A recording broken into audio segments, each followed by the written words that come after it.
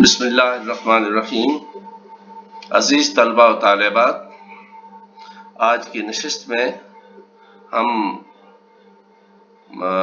اردو میں، اگرچہ انگلش میں پہلے ہو چکا ہے، الیکشن کا نظام اور اس کے جمہوریت پر اثرات 1973 کے کانسٹیٹیوشن کی روشنی میں دیکھیں گے۔ تو اس کے 3 سیریز ہیں۔ نمبر 1 جو ہے کہ جو موجودہ انتخابی نظام ہے یہ نہ ہی جمہوریت ہے اور نہ ہی اسلام ہے، یہ ایک سوفسٹیکیٹڈ قسم کی ایرسٹوکریسی ہے۔ دوسرا لیکچر جو ہے وہ اس نظام کے سیاست پر اثرات کیا ہیں، اور تیسرا ہے نیا نظام کی تجاویز کیا ہے۔ تو یہ اس کا 3 سیریز ہیں، اور آج ہم دیکھیں گے کہ یہ موجودہ نظام ہے نہ ہی یہ جمہوریت ہے اور نہ ہی اسلام ہے، بلکہ اس کو زیادہ سے زیادہ ایک سوفسٹیکیٹڈ قسم کی ایرسٹوکریسی کہا جا سکتا ہے۔ اس میں ہم یہ دیکھتے ہیں کہ ایک تو نشستوں کی تقسیم کیا ہے، اس میں ریزرو کوٹا ہے، اور تیسرا جو ہے انتخاب کا طریقہ کیا ہے۔ یہ 3 اس کے پہلو ہیں۔ تو نیشنل اسمبلی ٹوٹل نشستیں اس میں 342 ہیں۔ 272 نشستیں جو ہیں وہ ٹیریٹوریل بنیادوں پہ سنگل ممبر ٹیریٹوریل کانسٹیچوئنسی کی بنیاد پر ہیں۔ 60 نشستیں خواتین کے لیے مختص ہیں، اور اس کے لیے پورا صوبہ ایک سنگل کانسٹیچوئنسی کے طور پہ کام کرے گا، اور غیر مسلموں کے لیے 10 نشستیں مختص ہیں، اور اس کے لیے پورا صوبہ، پورا ملک ایک کانسٹیچوئنسی کے طور پر موجود ہوگا۔ تو یہ نیشنل اسمبلی کی تقسیم ہے۔ سینٹ جو ہے اس کے الیکٹورل کالج میں 4 صوبے ہیں، اور نیشنل اسمبلی بھی 4 ممبرز اس میں بھیجتی ہے۔ ٹوٹل ممبر 104 ہیں۔ خواتین کے لیے اس میں نشستیں مختص ہیں، اور اس کے علاوہ ٹیکنوکریٹس اور علماء کے لیے نشستیں مختص ہیں۔ نان مسلم کے لیے بھی نشستیں اس میں مختص ہیں۔ صدر کے الیکٹورل کالج کے طور پہ بھی نیشنل اسمبلی، سینٹ اور پروونشل اسمبلی جو ہے الیکٹورل کالج کے طور پہ کام کرتی ہے۔ یہ اس کا مختصر سا اس میں موجود ہے۔ تو مجلس شورا مکمل ہم یہ کہتے ہیں کہ صدر، قومی اسمبلی اور سینٹ پر مشتمل ادارہ ہے۔ سینٹ کی نشستیں 100 ہیں۔ پروونسز، ہر صوبہ کے حصے میں 5 نشستیں آتی ہیں، جنرل، ٹیکنوکریٹس اور وومن، اور اسی طرح اسلام آباد کی 4 نشستیں ہیں۔ فیڈرلی ایڈمنسٹریٹو ایریا جو ہے اس کی 8 نشستیں ہیں، لیکن اس وقت فیڈرلی ایڈمنسٹریٹو ایریا ختم ہو چکا ہے، اس کا نیا فارمولہ آئے گا۔ نیشنل اسمبلی جو ہے اس کی 342 سیٹیں ہیں، جنرل 272 ہیں، وومن کی 60 ہیں، اور نان مسلم کی 10 ہیں۔ تو یہ اس کی نشستوں کی تقسیم ہے۔ تو اس میں یہ جو انتخاب کا موجودہ طریقہ ہے، جس میں ٹیریٹوریل علاقائی ایک کانسٹیچوئنسی ہے، جس میں ایک ممبر کو منتخب کرنا ہوتا ہے لوگوں نے، تو یہاں کے معروضی حالات کے مطابق جو موجودہ سسٹم ہے، اس میں دونوں ہاؤسز جو ہیں وہ اپر کلاس کے کلب ہیں، اور یہ اپر کلاس جو ہے انڈسٹریلسٹ، بزنس مین اور فیوڈل لارڈز کی لابیز پر مشتمل ہے۔ اور یہاں پہ خواتین جو ریزرو کوٹا کے تحت اس میں منتخب ہو کے آتی ہیں، وہ بھی اپر کلاس سے ہی تعلق رکھتی ہے، اور ڈیسیژن میکنگ باڈی میں اپر کلاس کو وہ آگمنٹ کرتی ہیں، ان کو سپورٹ کرتی ہیں، ان کو طاقت بخشتی ہیں۔ اب یہ جو ہے club of the upper class ہے، یا وہاں پہ اپنے مفادات کا تحفظ کرتا ہے، اور اپنے دونوں ہاؤسز میں قانون سازی کے ذریعے سے، پالیسی فارمولیشن کے ذریعے سے، رولز اور ریگولیشن بنانے کے حوالے سے، تو اس میں گورنمنٹ اور اپوزیشن دونوں اطراف کے ممبر جو ہیں وہ اپنے پرافٹس کو اور اپنے مفادات کو تحفظ دینے کے لیے سرگرم عمل رہتے ہیں. اور یہ بات واضح ہے کہ ان کے مفادات عام پبلک کے مفادات سے متصادم ہیں، جس کی وجہ سے عام پبلک جو ہے اور وہ نظر انداز ہوتی ہے اور ان کے مفادات سے متصادم پالیسی جو ہے مرتب ہوتی ہے. اور اس کی تصدیق آپ کو بجٹ پرپوزلز اور بجٹ کے بارے میں دونوں ہاؤسز میں دونوں گروہوں کی جو تقاریر ہیں اس سے آپ کو اس کا اندازہ ہو جائے گا. اور اس کے علاوہ بہت سے آپ کے جو ہیں یہ شوگر سبسڈی کا کیس آج کل بڑا عام ہے. اس کو دیکھیں کہ وہ اربوں روپیہ جو ہے کوئی خاص طبقے کو دیا گیا جو عوام کی جیبوں سے نکلا، اور وہ اسمبلیز کے اور مقتدر حلقوں کے فیصلوں کے بعد ان کو منتقل ہوا. اس میں قانون میں گنجائش رکھی گئی تھی. تو اسی طرح جو کمپنیز ہیں آپ یہ دیکھیں کہ وابڈا جو ہے الیکٹریسٹی کمپنیز اس میں بنا دی گئی، میپکو ہے اور اسی طرح فیاسکو ہے لاہور، اور اسی طرح اسلام آباد کی کمپنیز جو ہیں الیکٹریسٹی ڈسٹریبیوشن کمپنیز جو ہیں، تو ان کو بورڈ آف ڈائریکٹرز چلاتا ہے. یہ اپنی مرضی سے ریٹ بڑھا کم اور سارا کر سکتی ہے، اور یہ عام پبلک کے مفاد کے خلاف ہیں.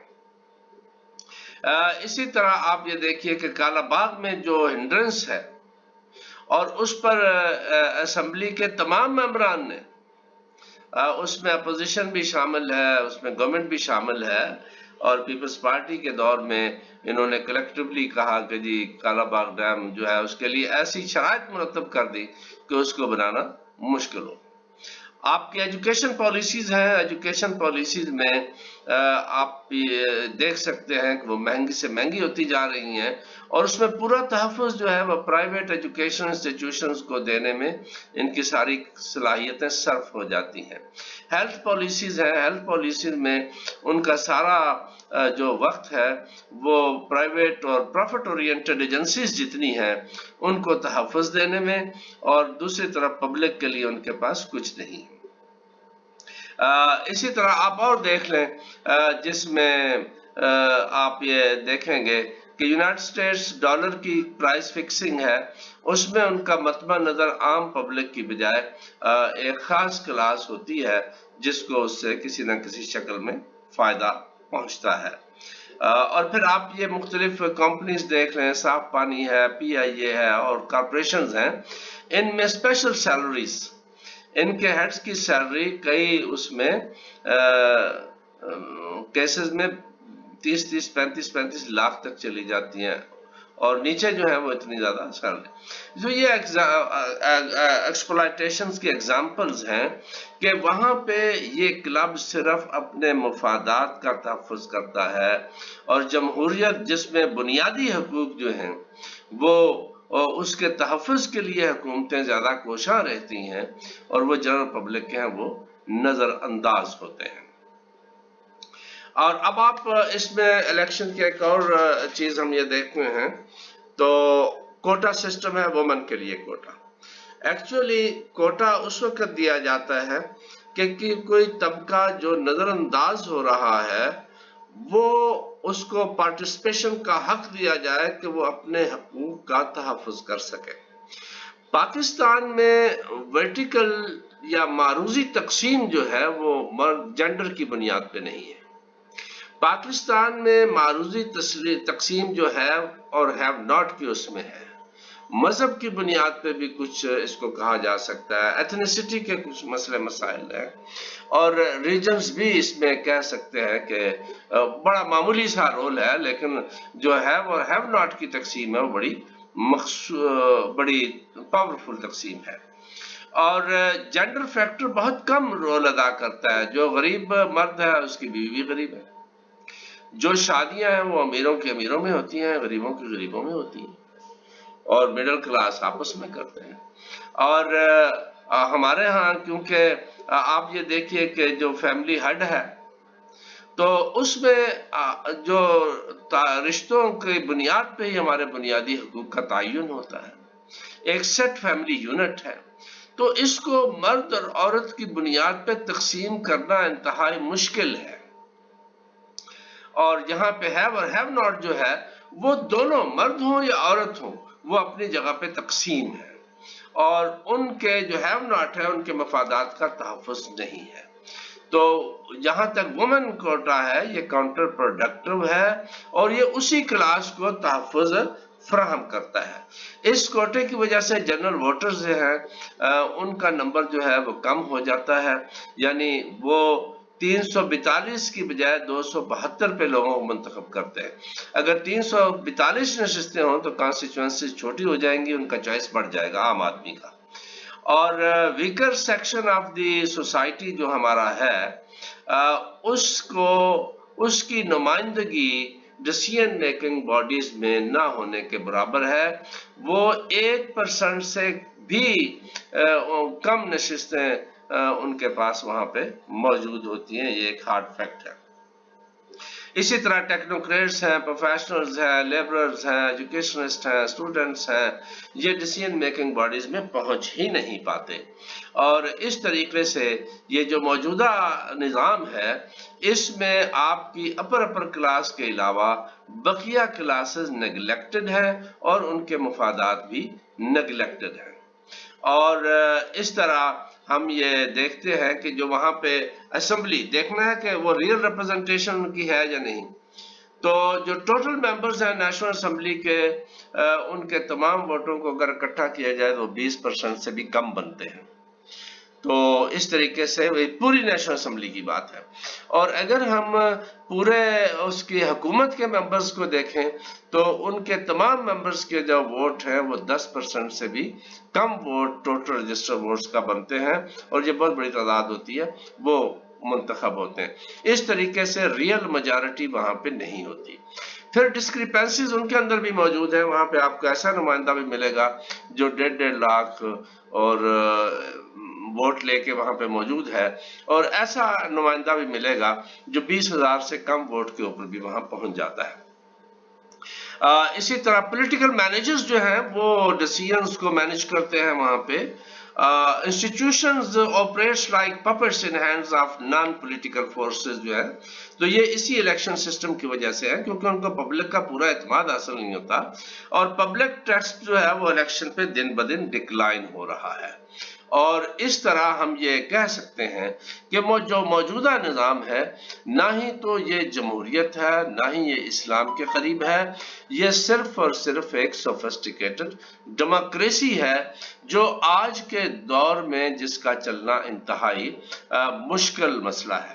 اور ان وجوہات پہ جو کمپوزیشن بنتی ہے ڈیسیژن میکنگ باڈیز کی وہ کوالٹی بہت کمزور ہے، اور اس کے علاوہ ڈیسیژن میکنگ پروسیس جو ہے وہ بڑا فرجائل ہے، اور decisions are reflecting sad and gloomy situation. آپ کے جو فیصلے ہیں وہ بھی بڑی مایوس کن صورتحال ہے کہ وہ پبلک کے انٹرسٹ میں نہیں آتے اور ان کو پھر پبلک ایکسیپٹ نہیں کرتی، اس لیے فیڈ بیک جو ہے وہ نیگیٹو ہے، اور نیگیٹو فیڈ بیک جو ہے وہ سیاسی عدم استحکام کو جنم دے رہا ہے۔ اور اسی طرح ہم یہ دیکھتے ہیں یہ جو سچویشن ہے لیول آف جو اس کو سچویشن ہے سوشل جسٹس کو ڈکریز کر رہی ہے، اور مسٹرسٹ کو سپلیمنٹ کر رہی ہے، اور پبلک جو ہے وہ انسٹیٹیوشنز کے خلاف ان کی رائے بن رہی ہے، نتیجتاً لا لیسنس میں اضافہ ہو رہا ہے، اور سوسائٹی جو ہے وہ انریسٹ کی طرف جا رہی ہے۔